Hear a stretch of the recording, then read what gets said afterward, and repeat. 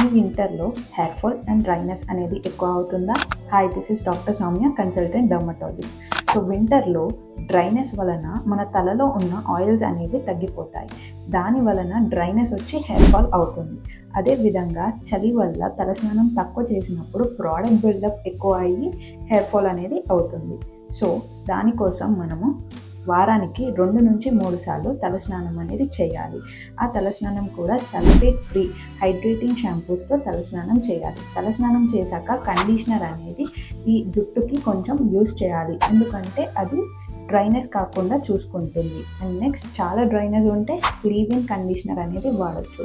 And main thing వచ్చేసి hot showers avoid చేయాలి, because hot showers వల్ల క్యూటికల్ అనేది డ్యామేజ్ అవుతుంది. ఒకవేళ డాండ్రఫ్ ఉంటే గనక వారానికి 1 నుంచి 2 సార్లు యాంటీ డాండ్రఫ్ షాంపూ యూజ్ చేయొచ్చు.